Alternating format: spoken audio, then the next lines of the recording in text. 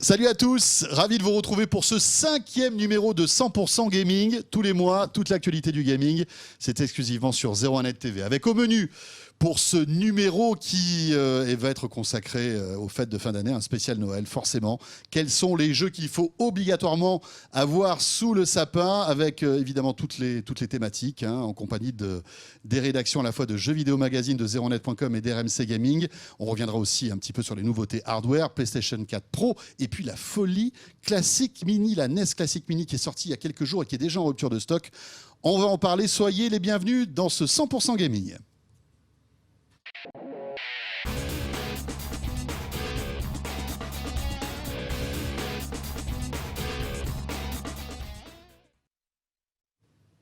Et autour de cette table, les meilleurs du jeu vidéo, les amis. Aymeric Siméon, salut Aymeric. Bonjour.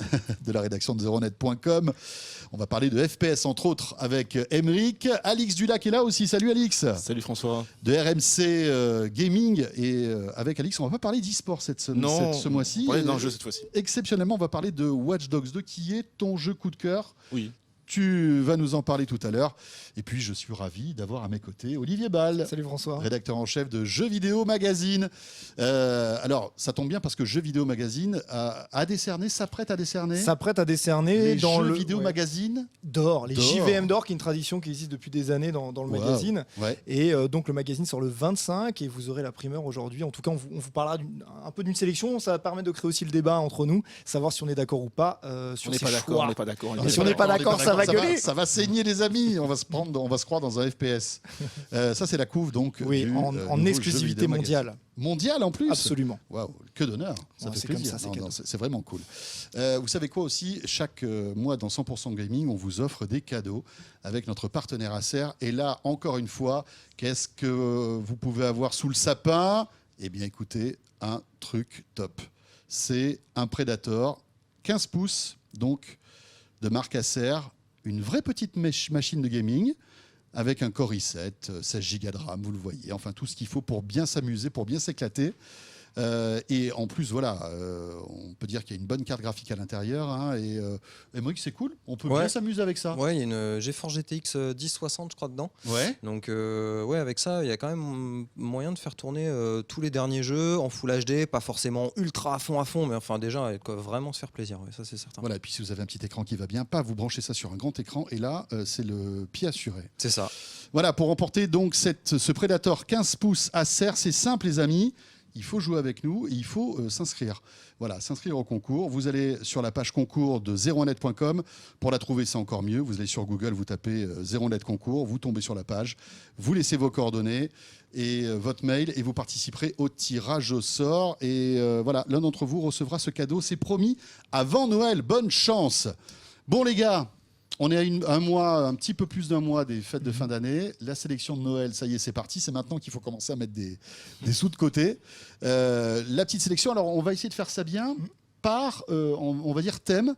Et on va commencer quand même par les FPS, parce que c'est véritablement, on va dire, l'un des thèmes qui va cartonner, Aymeric. Ouais, c'est un des genres qui se vend le mieux à Noël, enfin tout le long de l'année, mais enfin plus particulièrement Noël, surtout quand il y a 3 grosses sorties comme il y a eu cette année. Voilà, alors ça tombe bien parce qu'en plus tu nous avais préparé un petit comparatif des meilleurs FPS de la fin de l'année. Un comparatif un peu, et puis aussi un peu un dossier à vie.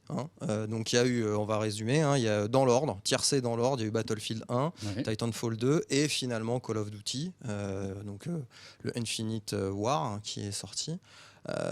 Bon voilà, alors on va, c'est génial. Est-ce que les 3 sont à conseiller déjà pour Noël ou est-ce qu'il y en a Ça dépend ce qu'on cherche en fait, je crois. Si on veut des solos solides, donc des parties solo vraiment solides, malheureusement ou heureusement, aucun des 3 va peut-être faire l'affaire. À l'exception de Titanfall 2, tout à fait, Titanfall 2, qui s'est enrichi cette année d'un multi, et le multi est plutôt pas mal pour un premier multi. Mais solo. Voilà, d'un solo, pardon. D'un solo qui est plutôt pas mal. Mais si on cherche un solo super top du côté de Battlefield, c'est pas mal, mais on n'en a pas pour son argent, faut être honnête. C'est plutôt une grosse introduction au mode multi. Et pour Call of, le solo de Call of, moi, m'avait beaucoup plu à l'E3. Et là, j'y ai passé plusieurs heures. Et je dois avouer que j'en suis pas sorti vraiment séduit et conquis. Il y a des bonnes choses, mais il y a aussi de très mauvaises choses. Donc, il paraît que ce Call of est un peu en demi-teinte, non ? Absolument, en tout cas c'est ce qui se dégage globalement. On a l'impression que le pari du studio Infinity Ward de se lancer à fond dans la science-fiction et le futur et les vaisseaux spatiaux a peut-être pas en fait séduit les joueurs. Les joueurs avaient envie d'autre chose, l'ont peut-être prouvé aussi avec l'amour qu'ils ont pour Battlefield 1 qui cartonne vraiment bien en ce moment. Je pense qu'ils avaient envie peut-être de revenir un peu aux bases de ce qui faisait le charme de ces FPS. Et là, peut-être que c'est trop décorrélé de leur monde, de ce qu'ils attendent. Erreur de scénario, Alix ? Qu'est-ce que tu en Moi, je suis penses ? totalement d'accord avec Olivier. J'avais pu croiser des gens qui avaient découvert le jeu lors du Paris Games Week et qui disaient que non, le pari futuriste. Enfin, maintenant, aujourd'hui, les gens ils préfèrent des scénarios beaucoup plus réalistes, terre à terre, proches de ce qu'ils voient à la télé et pas. Moins de jetpack, moins de fusils laser, moins de vaisseaux dans l'espace. Enfin, moi j'ai joué, j'ai pas adhéré au scénario. Et puis je pense aussi qu'il y a la licence Call of Duty est un peu prise dans une sorte de course en avant frénétique qui la bloque un peu. C'est-à-dire que chaque opus doit être toujours plus loin. Alors que c'est pas nécessaire. Alors que c'est pas nécessaire, et c'est ce qu'a prouvé Battlefield. C'était quand même une prise de risque d'annoncer un jeu à la Première Guerre mondiale. Et là, c'est vrai Call of Duty il doit tout le temps être dans la surenchère. Donc là maintenant, c'est les vaisseaux spatiaux. Et le problème, c'est qu'est-ce qu'ils vont pouvoir faire l'année prochaine. Donc là, c'est vraiment la question qu'on se pose aujourd'hui. C'est ça. Pas mal. Non, parce que ce sera normalement, ça va être Sledgehammer. Enfin, c'est le studio de Sledgehammer qui va prendre ça va être son tour, puisque pour Call of, faut le rappeler, il y a 3 studios qui tournent. Sledgehammer, ça sent plutôt bon. C'est un bon studio. C'est un tout jeune studio qui avait fait Advanced Warfare, c'est ça, qui était un bon Call of Duty, une bonne itération de Call of Duty. Maintenant, moi, ce qui m'inquiète un peu, c'est qu'ils sont certainement en train de travailler sur Advanced Warfare 2.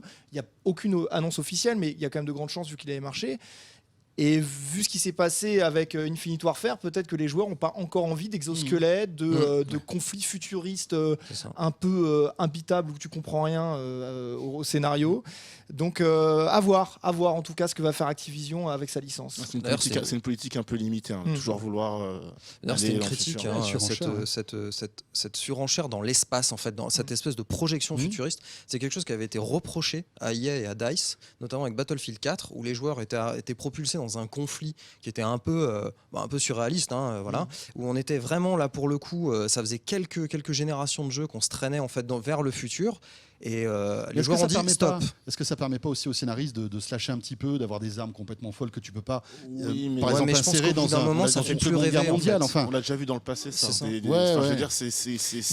itinérant au genre, les fusils laser, les jetpacks. Peut-être que les gens maintenant. Et puis même, et puis je pense que Battlefield 1 le prouve. Disons que la Première Guerre mondiale, c'est une excuse. C'est un terrain de jeu, c'est un grand bac à sable, mais finalement, quand tu joues à Battlefield 1, je suis pas sûr qu'il y avait des soldats qui se baladaient en armure, qui avaient des zeppelins. Donc c'est un peu une manière hollywoodienne d'approcher un conflit, et encore heureux, parce que je pense qu'on a personne envie de vivre vraiment ce qui s'est passé à cette époque.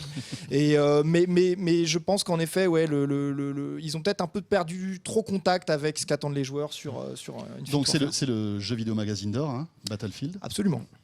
Émeric, d'accord. Ouais, d'accord. Ouais. Puis après, Titanfall 2, parce que là, on l'a un peu perdu de vue, mais rapidement, Titanfall 2, c'est quand même.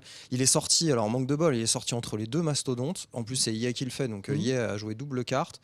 L'avantage de Titanfall, c'est que effectivement, on l'a dit tout à l'heure, il a un bon solo, et la partie multi a un peu baissé en intensité quand même. C'est un peu moins rapide, mais c'est toujours aussi jouissif de pouvoir monter dans ces espèces de gros robots, se mettre sur la courge quand même à grands coups de robots. Et puis surtout d'avoir exploiter le terrain, sauter, pouvoir courir sur les murs. Ce qu'on peut faire aussi dans Call of, mais je trouve que c'est moins bien exploité que dans Titan. Et ce qui est sympa aussi dans Titan, et ça c'est un truc que je voulais juste souligner parce que je pense que c'est important aujourd'hui, tous les DLC et tout ça, ça va être gratuit. C'est-à-dire que c'est un des premiers jeux dans lequel actuellement, en fait, quand tu achètes le jeu, c'est tout. On achète le jeu et c'est tout. Tout ce qui après aujourd'hui, c'est un vrai plus. Les studios Respawn ont dit on fera pas payer tout ce qu'on va sortir ne sera pas payant. Alors qu'à côté, c'est la guerre du Season Pass, quoi, à 30, 40 euros qu'il faut s'offrir en plus du jeu. Donc, pour avoir du contenu. Et par exemple, sur des jeux comme Battlefield, où finalement le DLC est très important, parce qu'il y a une partie des serveurs de Battlefield, si tu n'as pas le DLC, tu peux plus jouer. Donc t'es obligé si tu veux. Voilà. Donc là, je suis à peu près certain que sur les 2-3 DLC, je crois qu'il y en a 3 qui sont prévus pour Battle, il y a forcément un moment où si on veut pouvoir continuer avec les copains, il faudra passer à la caisse. D'accord. Voilà. On enchaîne avec une autre catégorie, action-aventure. Action-aventure, donc c'est nous en tout cas à JVM, pour le JVM d'or, nous avons donné en décerné suprême, le JVM d'or est décerné à Uncharted 4 sans aucune hésitation, ça honnêtement pas du tout fait de débat. Mes camarades de Zeronet et de RMC Gaming sont d'accord ou pas? Oui, d'accord, plutôt d'accord. Uncharted 4, c'est incontournable. Je trouve que c'est un jeu incontournable, c'est un chef-d'œuvre qui réconcilie le joueur, l'esthète, qui est hyper intéressant en termes de game design, il approche des... Enfin, je trouve qu'il y a vraiment un effort dans la narration, la construction des personnages. Il fait jouer des séquences de jeu absolument hallucinantes. C'est grand public. Et en même temps, c'est vraiment brillant. Les mecs de Naughty Dog sont un peu le studio de développement qui fait ça. C'est des surdoués. C'est un bijou. En plus, ce qui est intéressant, c'est que c'est une licence. C'est un jeu qui était vraiment attendu et le jeu déçoit pas. C'est pas toujours le cas tu peux le dire. des gros standards qu'on attend. On attend absolument un GTA, etc. Bon, en tout cas, cet Uncharted n'a pas déçu. Ouais, absolument. Alors, en argent, on a Dishonored 2. Ouais, Dishonored 2. Ouais. Je sais pas ce que vous en pensez. En tout cas, nous, c'est ce qu'on a mis, Dishonored 2. Bon, moi, je t'avouerais que je suis en plein dedans, d'où les cernes. Mais c'est vrai que quel talent, quoi. Le studio franco-texan de Arkane, qui fait un jeu extraordinaire, une direction artistique magnifique, et surtout cette liberté, cette intelligence, sans cesse stimuler la créativité du joueur. Tu te retrouves avec plein d'outils pour agir, et chacun fait ce qu'il peut, ce qu'il veut. Moi, ce qui marque dans le jeu, c'est qu'il y a même des moments où j'ose pas faire des choses en me disant mais non mais ça marchera pas et je le tente et ça marche. C'est-à-dire qu'en fait tu réalises que avec des jeux comme ça on a un peu désappris à jouer toutes ces années, tellement on nous a mis des œillères, on nous force à faire des choses. On a tellement été guidé dans plein de jeux où tout était vraiment très téléphoné que là d'un seul coup cette liberté c'est vraiment du bonheur. Ouais, c'est vrai que c'est un jeu sympa et il est vraiment dans la continuité du premier. Alors, on retrouve tout ce l'univers un peu glauque, parce que c'est quand même un peu glauque, c'est très steampunk glauque. Et là avec toute une aventure qui tourne autour de succession, trahison, etc. Enfin, puis un peu de magie là-dedans. Enfin, il y a beaucoup de thématiques qui sont abordées et c'est vrai, comme le disait Olivier, on peut vraiment s'amuser à tenter des choses. C'est-à-dire que c'est cool. Pas je suis dans le couloir, faut que j'ouvre la porte, derrière il y aura 2 mecs, il va falloir que je me les fasse. Non, c'est pas du tout ça. C'est si j'ai pas envie de passer par là, je passe par un autre chemin. Il y a une certaine liberté de jeu qui est vraiment appréciable. Ouais, tout à fait. Bon, Cocorico quand même les amis, avec ça fait plaisir. Watch Dogs 2, là aussi super jeu. Tu l'as testé, Alix, et tu voulais, c'est l'un de tes coups de cœur et tu voulais en parler. Je voulais en parler parce que autant j'ai adoré, j'ai détesté le premier, autant j'aime beaucoup cette suite. Alors moi, ce qui me dérangeait dans le premier, c'était le côté un peu redondant. Finalement, on en parlait avec Olivier un petit peu avant, on pouvait faire plein de choses, mais finalement, on faisait quasiment tout le temps la même chose. Il y avait un côté infiltration, mais qui était suggéré, fortement suggéré, mais qui n'était pas indispensable. Alors bon, je vais un petit peu aller à l'encontre de ce que je viens de dire, mais il n'est pas non plus indispensable dans cette suite. Mais c'est mieux amené, il y a plus de possibilités, on s'amuse. Je trouvais que dans le premier, l'écriture était très mature, peut-être trop mature. Voilà, pour parler de ça. Alors, dans cette suite, l'écriture est beaucoup moins mature. C'est peut-être un petit peu déroutant aussi. Ça fait un petit peu vraiment jeu de jeunes, mais notamment avec un doublage sur lequel moi je suis pas forcément très très fan, mais globalement c'est une super bonne expérience. La possibilité de contrôler des véhicules à distance, de pouvoir tout pirater, moi j'ai vraiment adoré. Enfin, la construction, la manière dont les missions sont appréhendées et la manière dont on se déplace dans la ville, qui est 2 fois ou 3 fois plus grande, je crois, que le premier, est vraiment juste extraordinaire, quoi. On s'amuse. C'était pas, franchement, dans le premier, on rentre un petit peu peut-être trop dans la psychologie du héros, donc Aiden, un petit peu moins dans celle de Marcus. On est plus dans l'action tout de suite. Et clairement, avec un jeu comme ça où on vous dit voilà, vous pouvez pirater tout ce que vous voulez, changer l'ordre des feux, créer une sorte de mini-séisme, faire péter des conduites de gaz pour que les véhicules se crachent et tout. C'est ce qu'on a envie. On a envie d'aller vite dans l'action et que ce soit simple, facile et accessible. Et c'est le cas. Bon, c'est marrant que tu dis ça parce que j'ai rencontré notamment l'un des faiseurs de Watch Dogs 2 spécialisé sur le piratage, et il disait qu'effectivement ils avaient voulu faire un jeu moins dans la psychologie d'un personnage noir dans une ville qui est pas vraiment très drôle, Chicago, etc., passer sur une bande de jeunes un peu déglingués, un peu délurés. C'est un peu plus fun, on va dire. Voilà, c'est un peu plus fun, avec surtout une ville qui est San Francisco, donc qui est effectivement plus grande, que tout le monde connaît, en tout cas on connaît tous Alcatraz, Golden Bridge, etc. Donc ça permet de pouvoir faire un jeu dans lequel, effectivement, comme tu le disais, on va s'amuser et on va pouvoir appréhender des situations de plein de façons différentes. Et je pense que là-dessus, cette suite-là est une jolie réussite, en tout cas. Et puis c'est contemporain avec le système d'application. Enfin, on est typiquement dans le quotidien, quoi. Ouais. On télécharge l'application pour pouvoir se balader en ville, pour pouvoir. Pour hacker le monde, quoi. C'est vrai que Voilà. c'est tout le temps. Moi, je C'est pirate le monde en permanence. C'est pas bien de pirater le monde. Bah bien, fais gaffe. Non, je blague. On dénoncera. Juste une chose, tu as rencontré l'un des fondateurs, article à retrouver sur zeronet.com. Ouais, c'est ça, ouais. Ouais. De Watch Dogs Ouais. 2. Ça vous attend. Ouais. Ok, on va enchaîner avec maintenant la catégorie action et le jeu vidéo. Magazine d'or, c'est Gears of War 4. Gears of War 4, pourquoi ? Parce que pour nous, c'était quand même un pari risqué, ce jeu, avec un nouveau studio qui reprenait les rênes après Epic, qui est un studio mythique qui a créé la licence, après un Gears of War 3 qui était un peu déceptif. Et bien Gears of War 4 nous a emballé avec un solo hyper bien tenu, vraiment hyper nerveux, et puis ce côté un peu gargantuesque, un multi aux petits oignons, et le mode horde qui revient, qui te permet donc à survivre, qui te demande de survivre avec tes copains à des vagues d'ennemis de plus en plus durs, du bonheur. Nous, c'est vraiment un jeu qui nous a régalé à la rédac. Je sais pas ce que vous en pensez, les gars. Ouais, Émeric, t'as fait la moue. Ouais, la moue, moi, il est pas content, moi, je l'aurais pas mis en ordre. Voilà, fais pas la choix, guerre. alors. Je préfère que tu fasses la J'aurais moue, pas la mis en guerre. ordre. Bah, moi, je suis désolé, moi Je suis j'aurais mis d'accord The avec Division Émeric, en fait. Pour exactement. cette année. C'est mon choix aussi. Voilà, Il parce fait que partie du classement. voilà, j'aurais mis Division d'Ubisoft parce que je trouve que Il est bronze, hein. Division. il est bronze, ouais. Le pari était compliqué sur Division. Alors bon, je pense qu'ils sont pas allés encore tout à fait au bout, mais il y a des DLC qui sortent les uns après les autres, etc., pour agrandir un petit peu le terrain de jeu. Et je trouve qu'en matière d'immersion dans la ville de New York, sinistrée, enfin voilà, moi c'est un jeu qui m'a laissé un vrai bon a priori. Gears of War 4 un peu moins, j'ai trouvé qu'on était beaucoup plus dans le bourrin quand même. Et puis un vrai pari dans l'écriture de The Division, dans l'histoire. Moi j'ai bien aimé. Puis c'est fidèle. Je veux dire, tu parlais des DLC, on améliore toujours tout ce qu'on peut. Il y a un vrai suivi sur le jeu et la base du jeu est bonne. Puis surtout, c'est en termes de gameplay, c'est un vrai pari osé, l'un des risques de l'année pour moi. Donc, et plutôt réussi. Allez, on enchaîne avec les RPG. Bon, là, pas trop de Sans aucune surprise. surprise. L'or, c'est Final Fantasy XV. Alors bon, on est en plein en train de le tester tous. Donc c'est un jeu qui est tellement attendu. Forcément, il va faire débat, il va faire polémique. 10 ans. Des gens vont être déçus, d'autres vont aimer. Je pense que quand même, il y a une ambition derrière ce jeu qui est assez folle. C'est enfin l'arrivée d'un titre qui était... Donc évidemment que c'est un des jeux de l'année. Après, c'est vrai que derrière, on a eu une année un petit peu particulière en RPG, parce que tu vois, le reste du palmarès, c'est Pokémon Soleil et Lune, qui est quand même un super jeu pour les amateurs, bien entendu. Et World of Warcraft Légion, qui donc est le dernier opus du MMO, du fameux MMO. Je sais pas, vous auriez vu quelque chose d'autre vous en RPG cette année, les gars ? Non, c'est plutôt pas. Alors, moi, il y en a juste un, mais il est sorti là il y a pas très longtemps et c'est coup de cœur, c'est Tyranny. Ah oui, tout à fait. Qui est disponible sur Steam et GOG.com et qui est vraiment pas mal. J'ai commencé ce week-end, j'ai l'impression de rejouer à Baldur's Gate ou voilà, enfin au vieux RPG PC.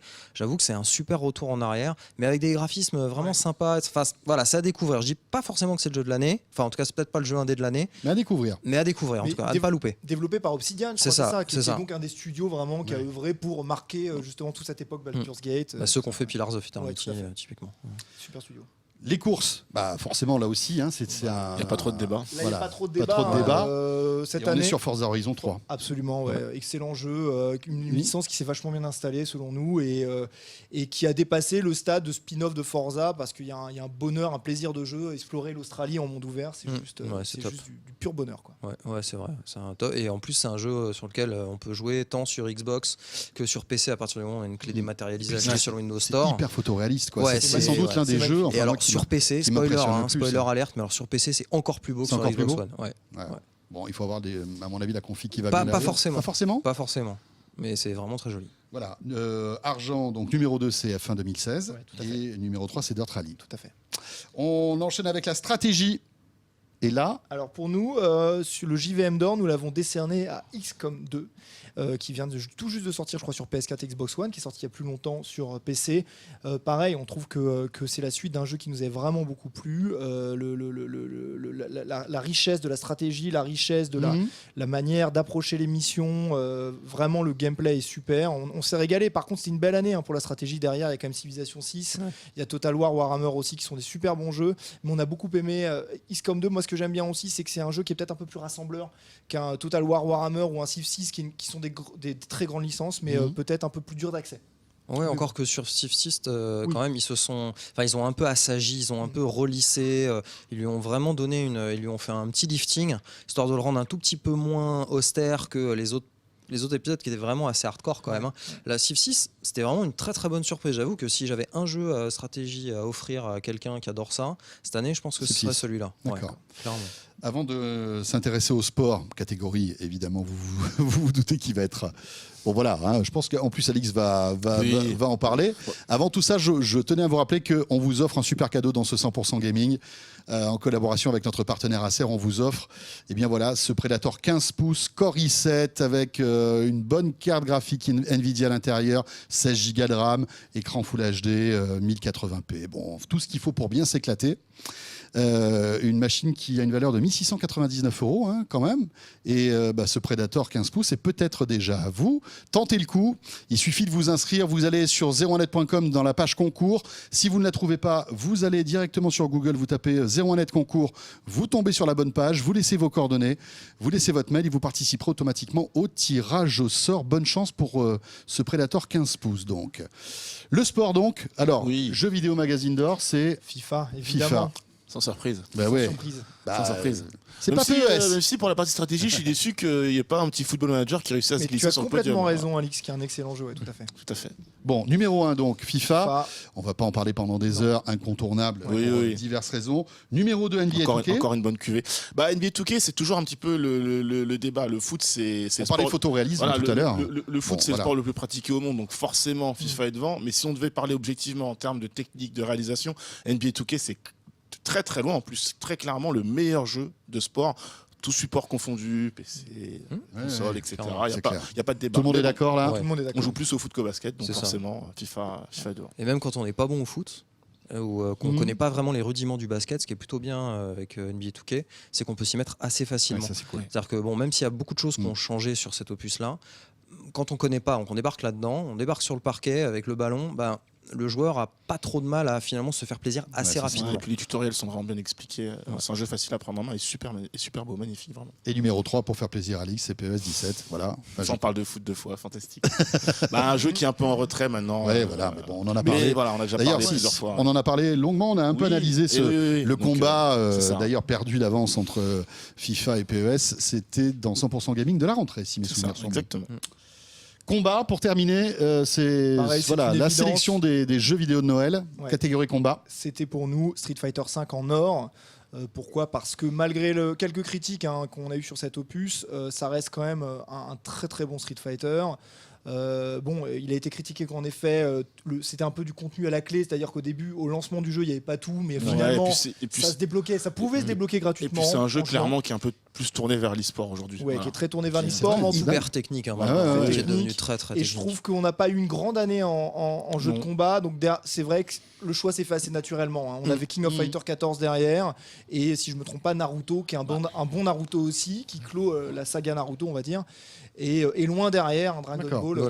Mais du coup, j'ai préféré Naruto, moi. Oui, tout à fait. Parce que Naruto, ça reste dans l'air du temps par rapport à l'animé ou au manga. Et puis surtout, on s'amuse, quoi. Street, le jeu, comme disait Emeric, il est hyper technique. Et comme je le rappelais, il est vraiment tourné vers l'e-sport, quoi. Tout à fait. L'autre jour, je regardais une vidéo sur un shoot casting de personnes qui sont en train de s'entraîner sur Street Fighter avec un personnage dont je me souviens plus le nom. Je suis resté un peu bête parce que pour moi qui joue pas beaucoup aux jeux de baston, j'étais resté à des choses finalement assez basiques. Et là, la personne expliquait qu'on pouvait anticiper, on pouvait se servir de certaines attaques pour aller un tout petit peu plus vite que l'adversaire, qu'un petit coup fort permettait, ça devient vraiment de l'orfèvrerie. Après, honnêtement, sur Street, le côté technique, il a toujours été présent, mais peut-être pas aussi exploité que là. Mais là, c'est vraiment voyant, quoi, parce que c'est un jeu vraiment aujourd'hui qui est tourné vers l'e-sport. Le solo, vous le terminez en 1 heure, même pas. c'est un peu triste, quoi. Mais ça reste un bon jeu, pas de souci. Voilà pour la sélection de Noël, à la fois de Jeux Vidéo Magazine, de zeronet.com, de RMC Gaming. Voilà, on reviendra, puisqu'on sera de retour en décembre. Si on a fait des oublis, on aura l'occasion d'en reparler. Un mot aussi sur le hardware, parce que mine de rien, cette fin d'année est plutôt chargée. Et avant de parler de la PlayStation 4 Pro, un mot quand même sur cette folie classique mini, hein. La nouvelle NES qui est sortie. Celle que vous ne pourrez pas acheter. Voilà. C'est la console improbable. Ou alors, si vous l'achetez, vous allez la payer 2 à 3 fois plus cher que le prix. Ça vous rappelle pas quelque conseillé. chose, cette console en rupture, non? Moi, ça me rappelle la Wii U. La Wii. Oui, aussi les consoles, PS4 les consoles de Sony en général. La première PS4. Grosse pub agressive, et puis derrière, au moment où ça. les gens voulaient se précipiter en boutique, il n'y a plus. Moi, je sais pas si vous venez de la Wii, quoi. Les mecs se battaient dans les magasins pour aller piquer les Wii qui arrivaient au compte-gouttes chaque jour, quoi. C'est dingue. Alors, est-ce que Nintendo a anticipé les stocks pour essayer de créer le buzz, ou est-ce que vraiment ils sont fait dépasser par le succès de cette console? Moi, je pense qu'ils sont fait dépasser. Moi, je pense qu'ils sont fait dépasser. Ils s'attendaient pas à autant de succès avec, je pense aussi. parce que c'est quand même un truc. Bon, voilà. C'est du rétro. Si on a un PC, qu'on a les ROM qui existent, on y joue depuis des années. Ce qui est intéressant, ce côté rétro, mais là, c'est du plug and play, quoi. C'est illégal. Non, mais le truc qui est rigolo, interdit. c'est d'avoir finalement cette NES. C'est d'avoir. Qui coûte 60 €. Hein. Voilà, mais surtout. Enfin, mais vous la trouvez plus à 60 € aujourd'hui. N'allez Hein. pas sur internet, vous faites pas avoir. C'est ça. Parce qu'il y a des prix doublés, voire triplés. Pour cette console. Après, c'est la loi de l'offre et de la demande. Hein. S'il y a des gars qui veulent véritablement l'avoir tout de suite et qui sont prêts à mettre 200 balles, c'est leur problème. Mais c'est vrai que c'est un peu débile parce que est-ce que ça va se décanter d'ici la fin de l'année? Je pense pas, mais en tout cas, je pense qu'il faut attendre un petit peu parce que vu le succès, ils vont il y a un réassort. refaire. Il y a un réassort. Nintendo avait annoncé qu'il y aura un réassort et que normalement tout le monde l'aurait pour Noël. J'y crois moyen, mais bon, bon, jamais. Rappelons qu'on a 40 jeux. 30, pardon. C'est 30, hein. 30 jeux, les incontournables de la NES. Absolument. Sortis fin des années 80. Pas tous, en fait. Incontournable, c'est un petit peu le côté marrant, je pense qu'on sera tous les trois d'accord, c'est que dans cette sélection de jeux, pour moi, il n'y a pas les meilleurs jeux de la console. Il n'y a pas Tetris, déjà. Malgré ça, moi, il n'y a pas de Shout, et c'est un peu mon coup de cœur, mais malgré ça, la console s'arrachait comme des petits pains. Il y a quand même quelques grands standards. Je veux dire, on a quand même du Super Mario, Zelda 1, Zelda 2, Castlevania 2, Megaman, Double Dragon. Mais il manque quand même quelques gros titres. Il manque des gros titres. Maintenant, c'est vrai que pour les trentenaires comme moi et vous, c'est vrai que relancer certains jeux, c'est vraiment la Madeleine de Proust, quoi. Ça rappelle tellement de souvenirs. C'est ça. C'est assez extra. Alors après, est-ce que sur la durée on se marre? On en parlait avec Alix ensemble. Est-ce que par exemple, ça peut-être l'occasion de faire découvrir ces vieux jeux à ces gamins, si vous en avez, de rejouer avec eux? Parce que c'est la culture, ça. C'est la culture du jeu vidéo, hein, carrément. Enfin, voilà. Et puis aujourd'hui, maintenant, les consoles sont tellement sophistiquées, il y a tellement de boutons pour les gens. Je parle vraiment du grand public, lambda. Là, il y a très peu de boutons, c'est facile, accessible. En soirée avec des amis, c'est simple. Bon, en revanche, ils ont fait des économies de câbles, non, visiblement. Alors ça, c'est l'un des trucs un peu à reprocher. J'ai pas compris. Mais comment c'est possible en de faire un effet, truc on a comme un ça câble de manette. Parce que le problème, rappelons-le, la seconde manette aussi en accessoire quand même. Enfin, c'est ça. Voilà. Le problème, c'est qu'il y a 90 cm de câble entre la manette et la prise. C'est ça. Donc, franchement, je pense qu'ils voulaient reproduire les sensations qu'on avait gamin, qu'on était tout près de notre télé. C'est ça. Je sais pas. J'essaie de comprendre, mais c'est vrai que c'est assez bizarre qu'ils aient pas rajouté, ne serait-ce que, je sais pas. Il n'y a pas moyen de rajouter des manettes sans fil, des trucs comme ça aujourd'hui? Je crois qu'il existe des manettes compatibles sans fil, mais qui ne sont pas officielles Nintendo. Voilà, d'accord. Mais ça existe, je crois. Il faut prévoir une rallonge HDMI, simplement. Mais en tout cas, carton énorme pour Nintendo. Et ce qui est intéressant, un très bon article du Monde a parlé de ça. C'est un petit studio français qui s'appelle Nerd, qui a été racheté par Nintendo, qui bossait sur des émulateurs et qui a créé en fait le prototype de la mini NES. Nintendo a signé, a racheté. Nintendo a signé, en fait, les a mandatés pour bosser dessus. Et on croise les doigts. J'espère qu'aujourd'hui ils bossent sur la mini Super NES. Mais ça, tu sais quoi? Je suis sûr que ça arrivera l'année prochaine. Là, ils ont un boulevard Nintendo. Et que l'année d'après, on aura la Nintendo 64. Et voilà. Et on va les acheter. Sans oublier que l'année prochaine pour Nintendo, mais on en reparlera, c'est une grosse année. Il y a la Switch quand même. Qui arrive. Voilà. Et alors, autre gros morceau au niveau hardware, c'est la PlayStation 4 Pro. On en a déjà parlé lors de notre 100% gaming à la Paris Games Week, où on parlait un peu tous très fort, quand même, parce qu'il y avait beaucoup de bruit. Donc là, on est plus calme, vous avez remarqué. Moi, je me suis claqué une veine l'autre fois. Oui, on était au cœur du truc. On était au cœur. On ne peut pas faire plus. On était au cœur du bordel, j'allais dire. Mais on y était, les amis. Mais c'était l'ambiance. PlayStation 4 Pro, les avis sont d'accord. Voilà, il est urgent d'attendre la PlayStation 4 Pro ou pas? Je pense qu'il y a deux choses. Après, je ne sais pas si tout le monde sera d'accord avec moi. Je pense qu'il y a deux comportements vis-à-vis de cette console à avoir. J'ai déjà la PS4. Finalement, d'avoir quelque chose qui va être beaucoup plus puissant et où je vais peut-être pas forcément voir la différence parce que je passe pas non plus des heures sur ma console. Ça vaut pas le coup de l'acheter parce que voilà, elle vaut 400 € et que certes, elle vaut le prix que coûtait la première PS4, mais voilà. Et deuxième cas de figure, j'ai pas de PS4 Pro, enfin j'ai pas de PS4 du tout, j'ai envie de m'y mettre.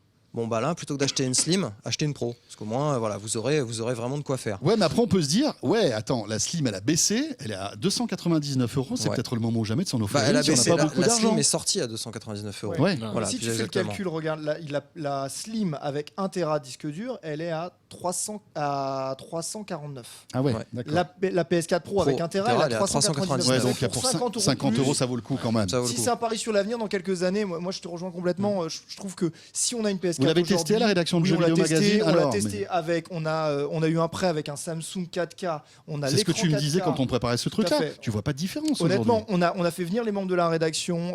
On avait un écran 4K qui faisait tourner Rise of the Tomb Raider et d'autres jeux sur PS4 Pro et à côté un écran HD classique. Honnêtement, on passait de l'un à l'autre. Fallait vraiment voir le nez collé sur l'écran pour voir les différences. C'était très subtil.